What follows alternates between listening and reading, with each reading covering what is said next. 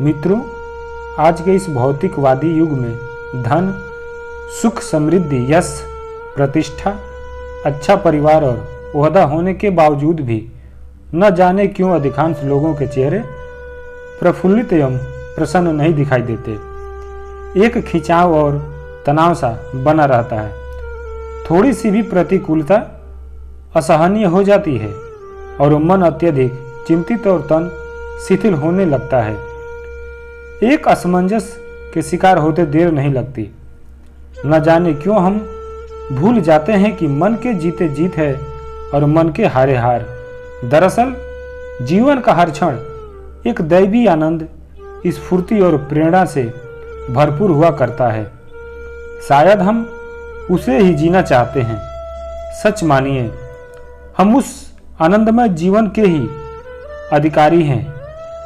बस अपने कर्तव्य कर्म के पथ पर चलते हुए हमें तपस्वी बनना होगा।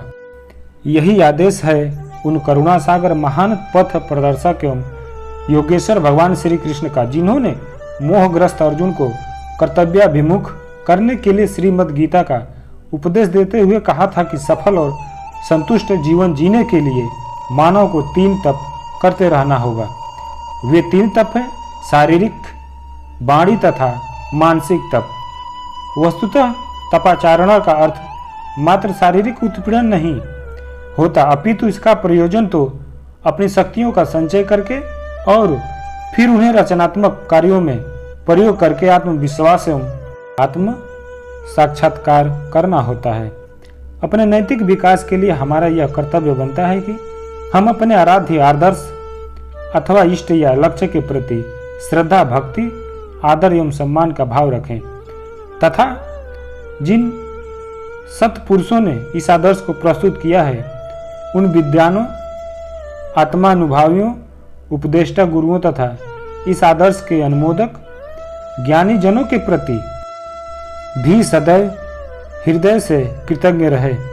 दूसरे, हमें चाहिए कि शारीरिक स्वच्छता के साथ साथ हम अपने व्यवहार को भी सरल बनाने का यथासंभव प्रयास करते रहें, क्योंकि हमारा कुटिल व्यवहार हमारे व्यक्तित्व को विभाजित करके हमारे मानसिक संतुलन और शारीरिक सामर्थ्य के लिए खतरा बन सकता है। तीसरे, इंद्रिय नियंत्रण और अहिंसा में निष्ठा आदि को शारीरिक तप की संज्ञा दी गई है। दरअसल हमारे पास स्वयं को अभिव्यक्त करने का जो सबसे सशक्त माध्यम है वह है हमारी एक कर्मेंद्रिय, हमारी वाणी, जो हमारी बौद्धिक पात्रता, मानसिक शिष्टता तथा शारीरिक संयम की सूचक हुआ करती है।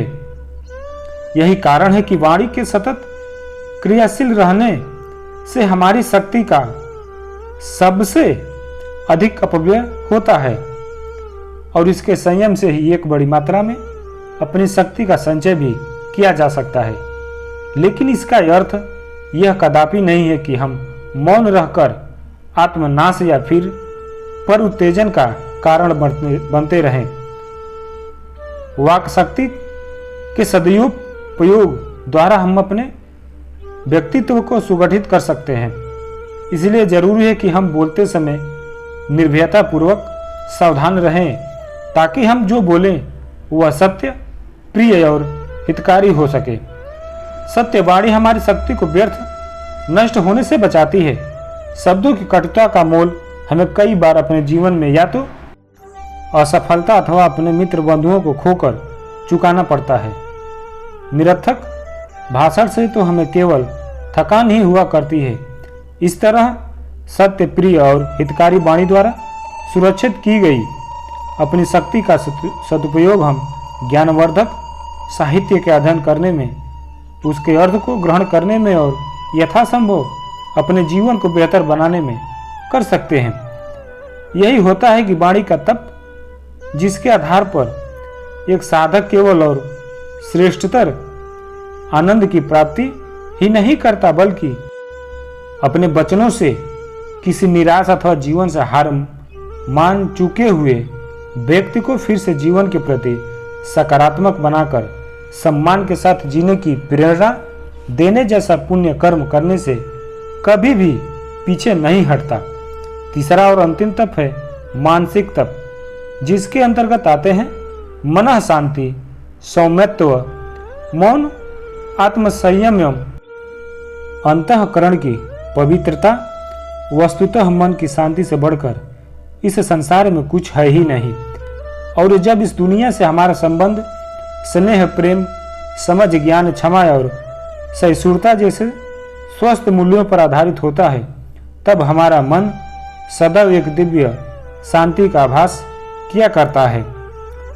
इसी शांत मन में सौम्यत्व का निवास होता है, अर्थात बिना मानसिक शांति के मानव प्राणी मात्र के प्रति प्रेम और कल्याण की भावना की अनुभूति नहीं कर सकता।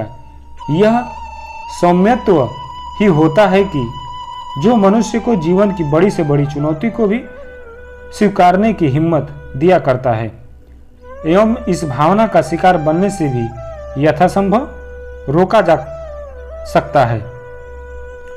लोग जबरदस्ती उससे पीड़ित करते हैं। नकारात्मक से अप्रभावित मन वाला मनुष्य ही अपनी वाणी पर संयम रख पाता है, जिसे सही अर्थों के मनः तप के संदर्भ में मौन की संज्ञा दी जाती है। अतः जब हम विवेक और सजगता पूर्वक अपने आप को वश में रखते हैं, तब यही आत्मसंयम हमें उन पवित्र विचारों और भावनाओं का पात्र बनाने लगता है जो हमें अपने उद्देश्यों की पवित्रता बनाए रखने में मदद करती है। यह भावांश शुद्धि हमें काफी हद तक इस संसार के प्रलोभनों से बचाती है, जिसके कारण हम अपनी क्षमताओं का प्रयोग धैर्यपूर्वक अपने उद्देश्य की पूर्ति के लिए कर पाते हैं। मित्रों, अंततः मैं यही कहना चाहता हूँ कि श्रीमद् भागवत गीता में वर्णित इस तप के आचरण द्वारा हम अपने जीवन में तनाव, हिंसा, भय, असंतोष और अशांति से काफी हद तक बचने के साथ साथ अप्रत्यक्ष रूप से बिना अपने कर्मों के लिए दूसरों पर दोषारोपण किए प्रसन्न चित्त रहकर वर्तमान में जीने की कला में भी प्रवीण होने लगते हैं।